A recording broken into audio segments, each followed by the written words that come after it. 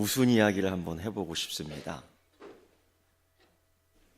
산속 깊은 골짜기에 호랑이도 있고 토끼도 있었습니다. 호랑이를 이길 수 있는 동물은 아마 없을 겁니다. 근데 이 호랑이가 먹잇감을 잘 잡지 못하는 것 같습니다. 하루 굶고 이틀 굶고 굴속에 숨어 있다가 으르렁거리면서 이제 끼니를 때우기 위해서 나왔습니다. 어디 먹을 거 없는가? 그때 눈이 빨간 토끼가 깡충깡충 하면서 가는 거예요. 호랑이가 있는 줄도 모르고. 잘 됐다, 저거는 이제 한입거리야 하면서 한 이틀 3일 굶은 호랑이가 온 힘을 다해서 펄쩍 뛰어가고 한숨에 딱 토끼를 잡은 거예요. 이거 먹어야지, 얼마나 맛있어? 힘을 꽉 잡아서 토끼를 잡은 거예요. 토끼는 직감하는 겁니다. 본능적으로 죽었구나. 이때 토끼가 큰 결심을 하죠. 이 판 사판이다. 꽉 찌는 이 압력 위에서 눈은 더 빨개지는데 눈에서 막 불이 나오는 것 같아요. 양 죽는 거, 호랑이한테 큰 소리나 한번 쳐보자. 그러면서 이렇게 큰 소리 치는 거예요. 야 임마, 이거 안 놔? 아우, 그냥 빨간 눈으로 불을 쏴대면서 소리를 지르는데 야 임마, 이거 안 놔?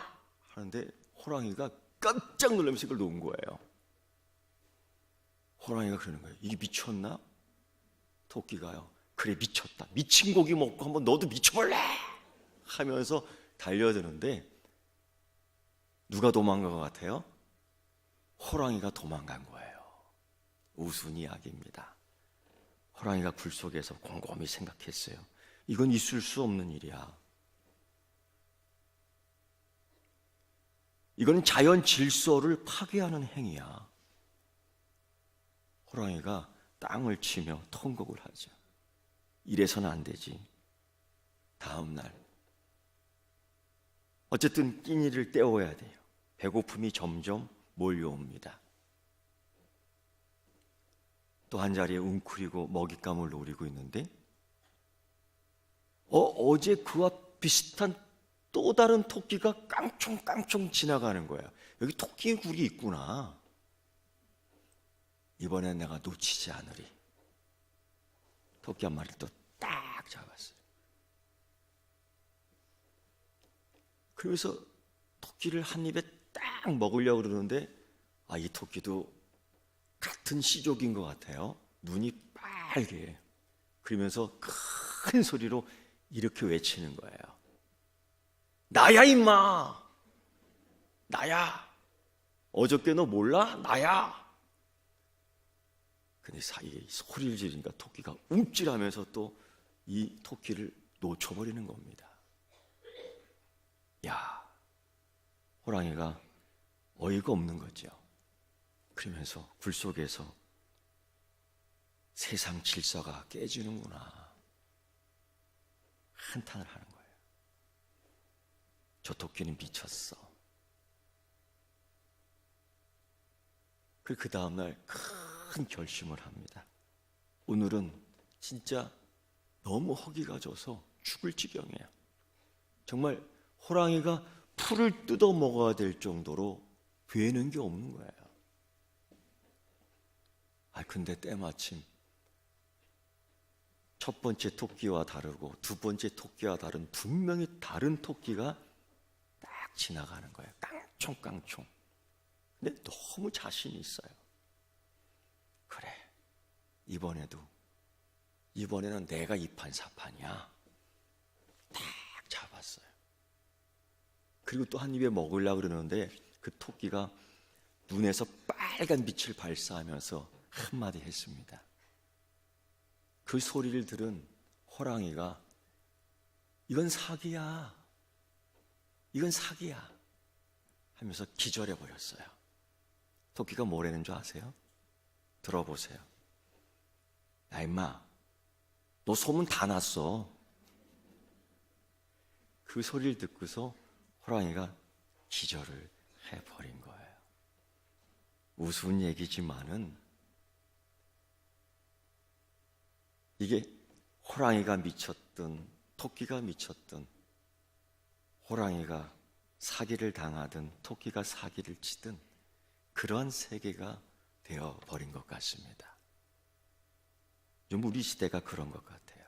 특히 세상과 교회를 비교해 보면은 우리가 세상에 영향을 주는 것이 아니라 세상에 교회에 영향을 주는데 뭐라 그러냐면, 야 임마 너 미쳤어? 라고 얘기하는 거예요. 어느덧 교회는 힘이 빠져버렸어요. 어느덧 교회는 이 소금의 맛을 상실해버렸어요. 세상이 야 너 사기치는 거 아니야? 라고 말하는데 그 소리를 듣고 주춤주춤하며 뒤로 자빠져 버리는 게 요즘 우리 시대의 교회가 아닌가 생각합니다. 그런데 이러한 일들이 오늘 이 시대에만 있었던 것이 아니라 이미 사도 바울 목회자가 개척했던 고린도 교회에서도 이런 일이 발생했던 겁니다. 어떤 이들은 사도 바울을 미쳤다고 하고요, 그 고린도 교인을 향해서 때로는 사기친다고 얘기하는데, 심지어 자칭 크다고 하는 거짓 사도들이 교회로 들어와서 사도 바울 목회자를 깎아내립니다. 저거는 가짜야. 사실 그렇게 의심받을 만한 목회 경력이 있습니다. 일찍이 그리스도인들을 엄청나게 핍박했지 않습니까? 그거는 다 알고 있어요. 스데반을 죽이는데 결정적 역할을 한 사람이 사울, 지금 바울 사도입니다. 과거 은혜 받기 전이죠. 이거 모르는 사람 없어요. 또 베드로와는 달리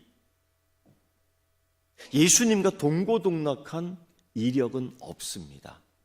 다메섹 고속도로 위에서 부활하신 예수님을 만났다고 하는데 증명해 줄 사람이 없습니다. 이런 여러 가지 것들을 보면서 때로는 미쳤다고, 사기를 친다고, 거짓말이라고 얘기하는데, 이런 소리도 자꾸 들으면요 사람들이 최면에 걸리는 겁니다. 정말 그랬대. 정말 그러지 않을까? 사도 바울이 복음을 설교할 때, 십자가를 설교할 때는 너무 열정이 있어. 그럼 미쳐서 제정신이 아닌 거 아니야? 뭐 이런 소리요. 사도 바울은 결혼도 안 해. 아니, 여자가 너무 많을 수도 있지. 그렇죠? 그래서 데리고 다니는 거 아니야? 못 데리고 다니는 거 아니야? 이런 소문들. 사도 바울은 이런 소리를 계속 듣고 교회도 이런 소리를 들으면서 상처를 받는 거예요. 이때 사도 바울이 본인도 답답하지만은 혼돈을 느끼는 교인들에게 해주고 싶은, 전달해주고 싶은 이야기가 있었던 겁니다. 그게 오늘 말씀이에요.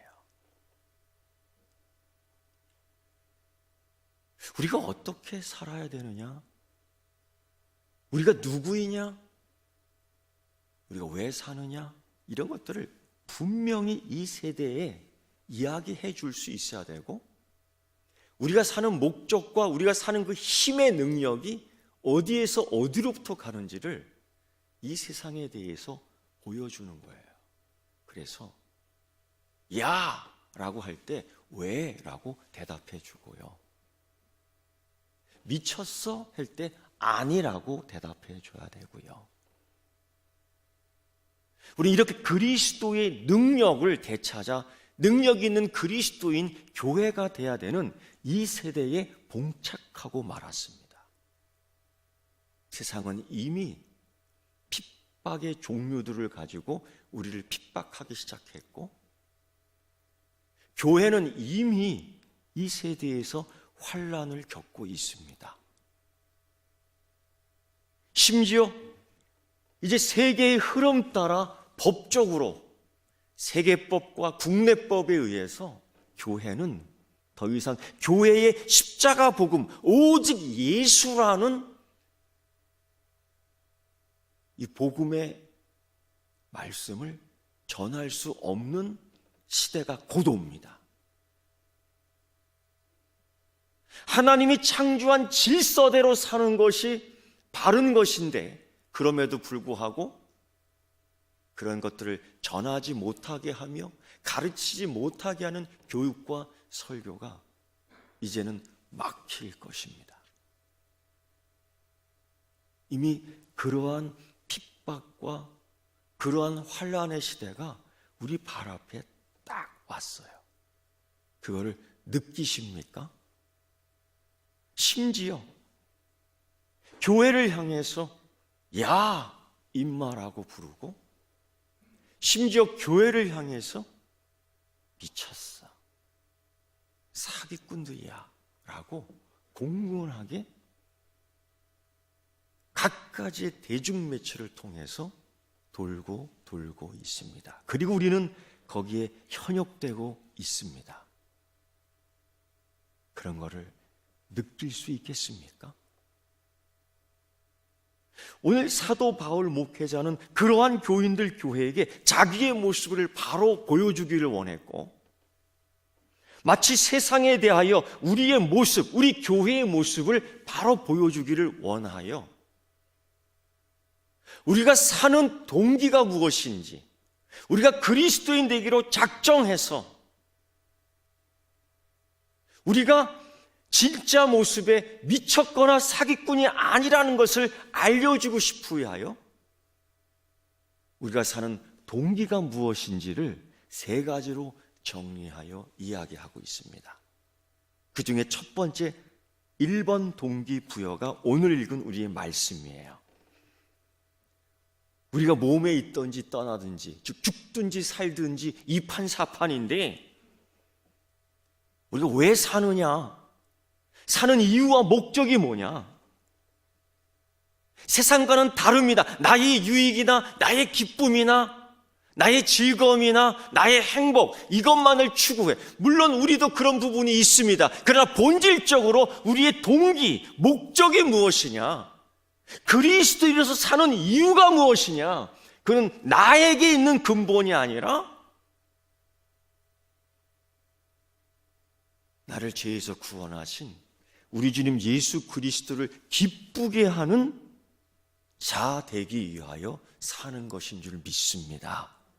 그래서 우리 사는 목적은 나를 위한 삶이 아니고 예수 그리스도의 영광을 위해서 사는 그리스도인이 되어야 될 줄 믿습니다. 이게 사도 바울의 고백입니다. 근데 이걸 힘쓰라는 겁니다. 노력하라는 겁니다. 마치 나의 마음을 알아주는 사람들, 여러 사람들이 있죠. 배우자들, 내 아내, 때로는 남편, 그를 기쁘게 위하여 때로는 선물을 준비합니다. 깜짝 쇼를 하죠. 형제자매, 그들과 함께 식사를 하며 즐거움을 나누기도 합니다. 이거 시간, 노력, 물질 투자하지 않고는 할 수 없는 거예요. 이처럼 여러분, 우리 주님 예수 그리스도 어떤 상황이든지 항상 기쁘게 하는 그 영광을 위해 사는 삶 속에 있어서 노력하는데 가장 중요한 동기로서 우리가 어떻게 살아야 되느냐, 바울은 그렇게 얘기합니다. 예수님을 지속적으로 사랑해야 된다. 환경 따라 변하고요, 시간 따라 변하고요, 감정 따라 변하고요, 그런 사랑 말고요, 변함없는 사랑. 우리 하나님께서 나를 사랑하십니다. 우리 하나님께서 여러분을 사랑하는 줄 믿습니다. 어느 정도로 이처럼 사랑하사, 그렇게 나를, 그렇게 우리를, 그렇게 여러분을 이처럼 사랑한 것처럼 우리 또한 예수님을 이처럼 사랑해야 될 줄 믿습니다. 그리고 하나님이 행한 모든 일에 감사해야 합니다. 하나님이 행하신 일에 대해서.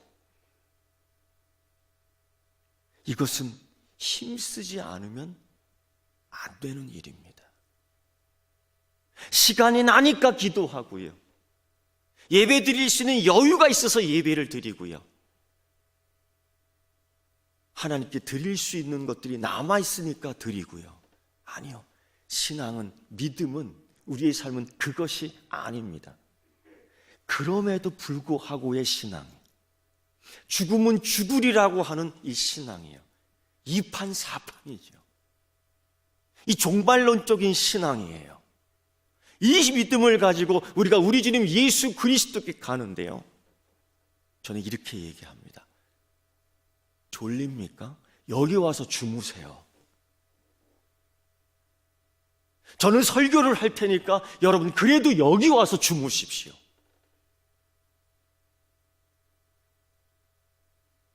아멘을 안 하는 거 보니까 그럴 마음은 없는 것 같죠? 그렇다고 진짜 아멘 하면 안 됩니다. 의미는 그겁니다. 여러분, 하나님 앞에 기도하는 시간은 내가 만들어내야 돼요. 믿습니까? 하나님께 예비하는 시간은 여유 있을 때 나오는 게 아니에요.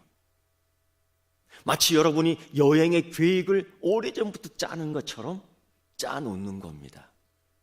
이 시간은 1순위예요.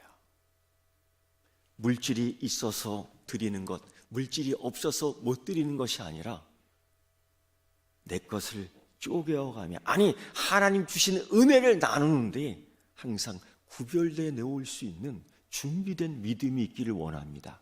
이게 힘쓰는 겁니다.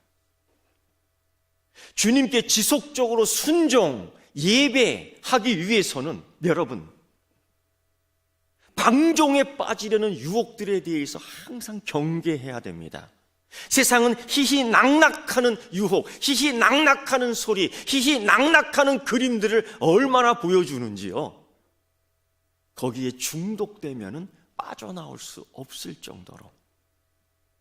그때 우리는 그때마다 십자가의 은혜, 십자가의 능력, 십자가의 정결, 십자가의 순결을 항상 그 앞에 꽂아놔야 됩니다. 누가 해주는 게 아니에요. 나 자신이 해야 되는 겁니다. 영적인 나태와 게으름 자동적으로 찾아옵니다. 잠언을 통해서 지혜자는 그렇게 얘기하죠. 우리는 항상 좀 더 자자 하는데 익숙해 있고요, 좀 더 졸자 하는데 익숙해 있습니다. 나태함과 게으름 자동적인 거예요. 이것을 향해 우리는 매일 깨어 근신하지 않으면 영혼이 잠들 수밖에 없는 영혼으로 전락해 버릴 수 있습니다. 또 이 세상의 무관심과 맞서 싸워야 합니다. 우리 주님 예수 그리스도께서 영혼을 살리고자 하는 그 뜻, 그 의지, 그 명령, 그 사랑 따라 우리가 함께 걷기 위해서는요, 그만큼 관심을 갖고 있어야 됩니다. 그 영혼에 대하여. 평안하십니까?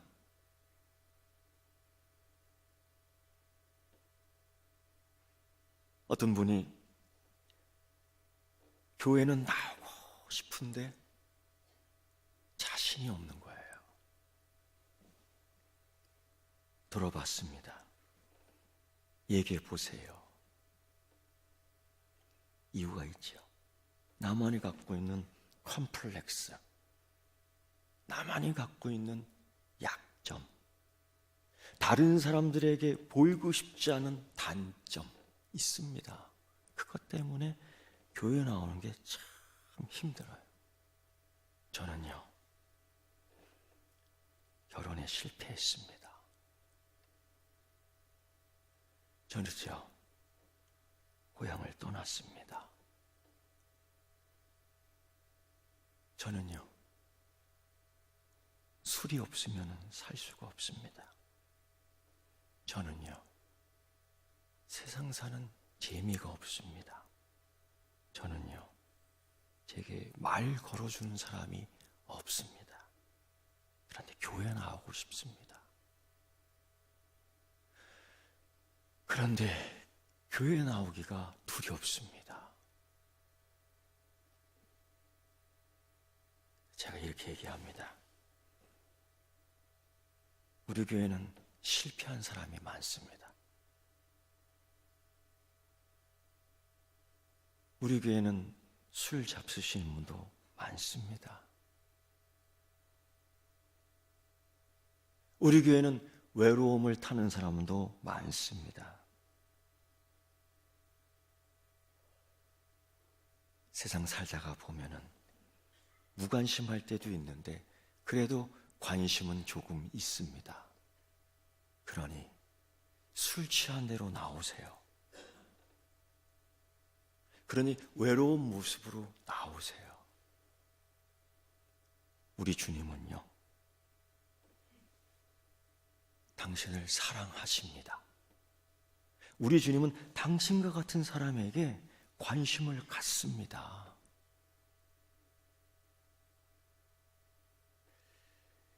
여기에 대하여, 이 사람에 대하여 이웃을 밀쳐내서는 안 됩니다. 우리의 관심은 정상적인 사람의 관심이 아니라 우리의 관심은 그 반대의 세상에 대해서 관심을 갖는 거예요. 왜냐하면 모든 사람이 하나님의 형상대로 지음받았기 때문에 술에 취해 있더라도, 때로는 그 사람이 인생에 실패했다라고 보여질지라도 하나님의 형상은 여전히 거기에 있는 줄 믿습니다. 고로 하나님의 자녀인 줄 믿습니다. 고로 우리가 관심을 가져야 될 대상인 줄 믿습니다. 고로 그 이웃을 밀쳐내서는 안 됩니다. 그분이 나오고 싶다는데 오늘 나오셨습니까?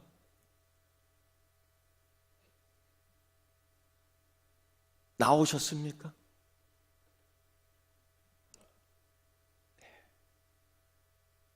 하나님의 은혜가 그분에게 더하기를 축원합니다. 이제는 새 술에 취하는 은혜가 있기를 축원합니다.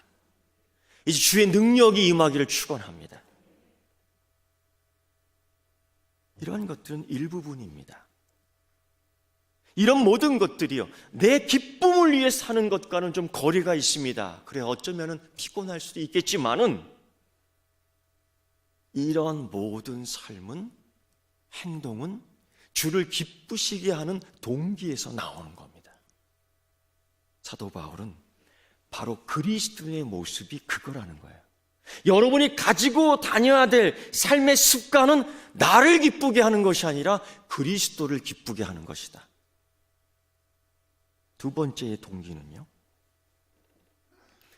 사도 바울은 고린도후서 5장 10절 이하의 말씀을 보면 내가 심판대 앞에, 그리스도의 심판대 앞에 바로 서겠다는 거예요. 물론 내 노력과 성과, 내 공로를 통해서 내 하나님 앞에 떳떳이 쓰고 싶어요, 이런 의도는 아닙니다. 예수 그리스도의 이름으로 살면서 반드시 누구든지 그리스도 앞에 심판대 서겠지만은 내가 잘 쓰고 싶다는 겁니다. 그리고 선악간에 그 몸으로 행한 것들 따라서 받는다라는 거예요. 예수는 믿지만, 예수 믿어 구원받지만은 하나님 심판대 앞에 내가 말한 것, 내가 행동하는 것, 내가 먹은 것, 내가 살아가는 것, 이 모든 것들을 기준 삼아 하나님 앞에 받는다는 겁니다. 그 의식 속에 살아갈 때에 여러분, 우리가 아무 데 가서나 옷 벗을 수는 없어요. 우리 아무 데 가서나 쨍하며 건배할 수는 없습니다. 그럴 때마다 구별되고 그럴 때마다 경외해야 되는데, 물론 세상은 야 임마라고 부르겠지요. 야 임마 미쳤어? 너 왜 이렇게 다르게 행동해? 너 왜 이렇게 유별나게 행동해? 그러나 우리가 그리스도인 되면서 이 세상에 대해서 살아가는 근거, 동기는 이제는 내 인생이, 내 삶이 내 기쁨만을 위해서, 내 만족만을 위해서 살아가는 인생이 아니라는 겁니다. 그것은,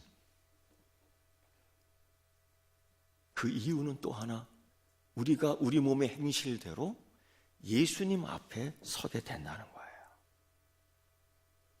그때 받는다라는 겁니다. 무엇을? 상급을. 그래서 바로 앞에 있는 것을 따라 쫓아가는 것이 아니라 저기에 있는 걸 보고 따라간다. 히브리서 기자는 그렇게 얘기합니다. 그 상급을 보면 어떤 상급이냐 해서 저는 제1상급, 제2상급으로 구분해 놓는데, 제1상급이로는 우리가 하나님 믿음 주시는 은혜를 통하여 신자들이 영원히 그리스도와 함께 영원히 얼굴을 맞대며 그 영광을 볼 수 있는 상급, 이걸 구원받은 자의 특권입니다. 이 특권이 우리 모두에게 있는 줄 축원합니다. 두 번째의 상급은 또 다른 것인데요, 사도 바울은 만일 누구든지 그 위에 세운 공적이 그대로 있으면 상을 받고 누구든지 그 공적이 불타면 해를 받으리니 그러나 자신은 구원을 받되 불 가운데서 받은 것이니라 라고 이야기합니다. 받는데 잘 받은 사람도 있고 불 가운데서 옷 다 벗고 급하게 허둥지둥대고 와서 받는 사람이 있다는 거예요. 주님도 그런 말씀했습니다. 금이나 은이나 보석이냐 나무나 풀이나 짚이나 그런 것들로 집을 짓는데 그날 불시험 있는 그날, 불시험판이 있는 그날 어떤 것은 남아있고 어떤 것은 남아있지 않다라고 이야기합니다. 매사에 건성이고 고집스럽고 경박하고 교만하고 분열 일으키던 사람들에게 염두에 두고 하신 예수님의 말씀입니다. 그들은 영향력이 있지만은 건설적이지 못하고 파괴적이었습니다. 그들은 영향력이 있지만은 교회를 세우지 않고 자꾸 깎아내립니다. 그들은 영향력이 있지만은 사람을 살리지 못하고 자꾸 죽입니다. 오늘날 많은 교회에서 이런 현상들이 일어나고 있습니다. 이유는 동기가 잘못되었기 때문이죠. 하나님을 기쁘게 하는 것이 아니라 나의 만족, 유함이에요. 건물에 화재가 나면 황급하게 빠져나와야 됩니다. 뭐 이런 옷 저런 옷 주워 입고 옷 갖추고 화장하면서 나가야지.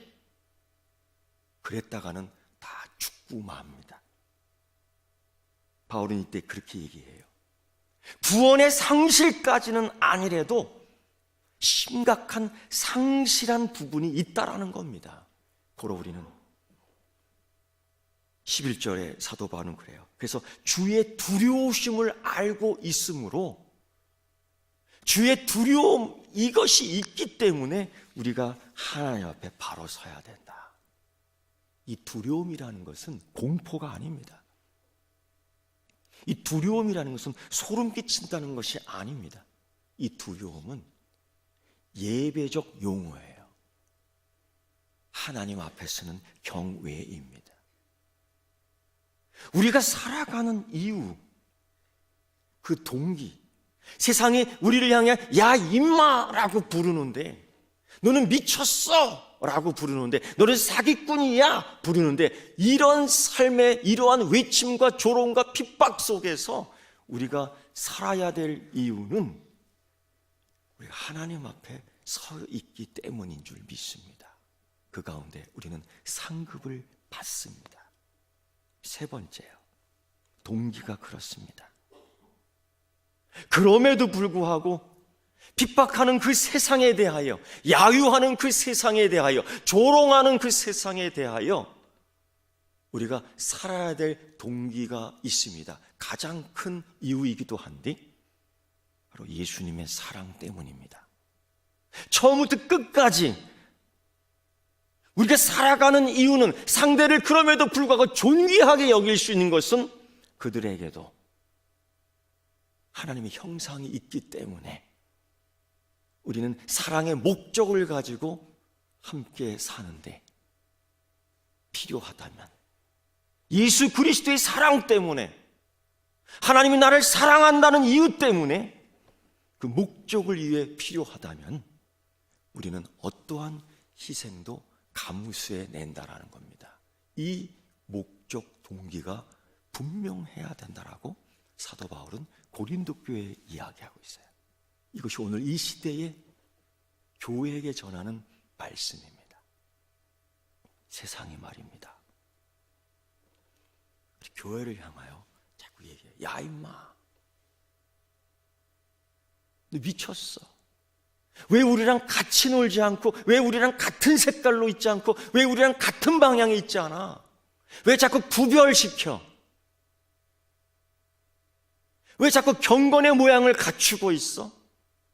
왜 자꾸 거룩을 이야기해? 그것과는 다른 그 삶을 자꾸 강요하며 핍박하는데, 문화로 핍박을 하기도 하고요, 경제적인 걸 갖고 핍박을 하기도 하고요, 이제는 정치, 법률적인 것으로 핍박하기 시작합니다.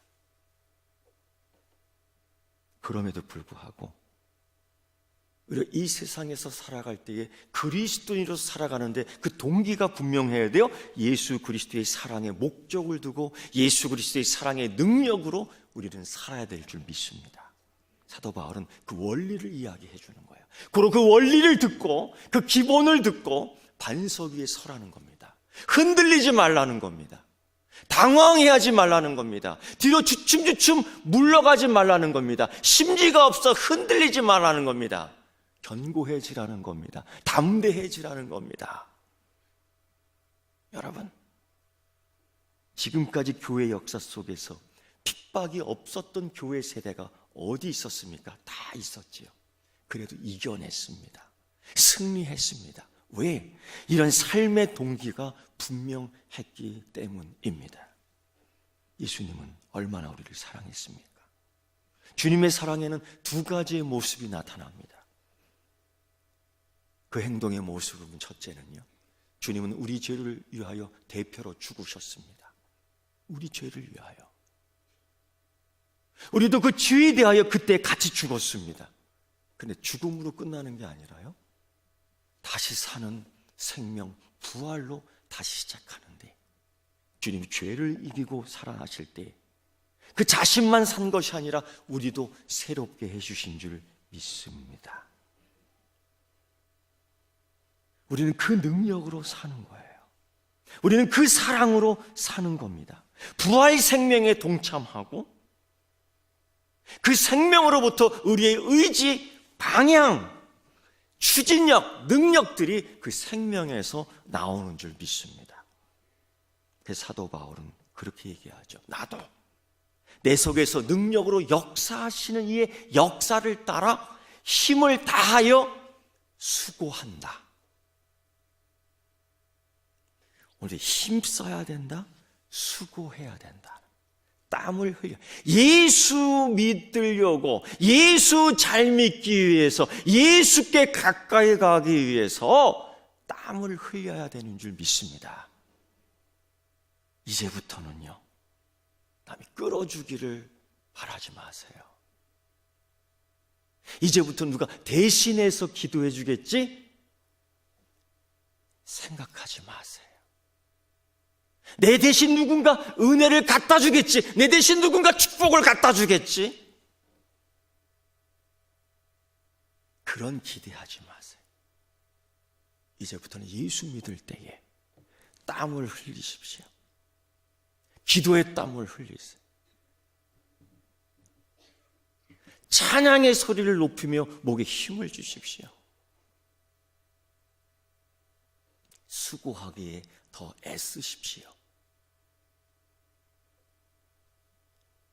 우리는 여러분, 세상 사람들이 말하는 것처럼 다른 사람들입니다. 우린 죽었다가 살아난 사람들입니다. 물론 어떤 면에서는 동일합니다. 그러나 어떤 면에서는 돌이킬 수 없는 결정적인 차이가 있습니다. 사도 바울은 우리를 이렇게 얘기합니다.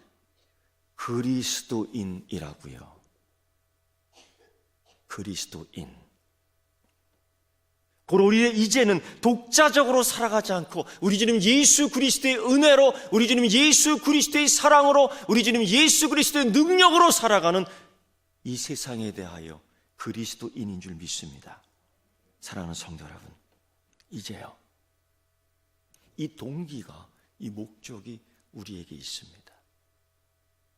점점 환란이 더해가는 이 세대에, 점점 핍박이 더해가는 이 세대에 사도 바울이 우리에게 주는 이 동기와 목적을 따라 땀을 흘리며 수고하며 애쓰는 그리스도인 되기를 축원합니다. 기도하겠습니다. 하나님 아버지여, 이 세상 살아갈 때 내가 어떻게 주님을 기쁘게 할까라는 이 질문에 바르게 답할 수 있는 동기 3가지를 주셨습니다. 하나님, 어두워가는 이 세대에 빛을 비추는 그리스도인, 점점 큰 힘을 가지고 도전하는 이 세상에 대하여 그리스도인의 모습으로 비춰지게 하여 주시고 그 능력으로 답하게 하여 주시옵소서. 예수님의 이름으로 기도드리옵나이다. 아멘.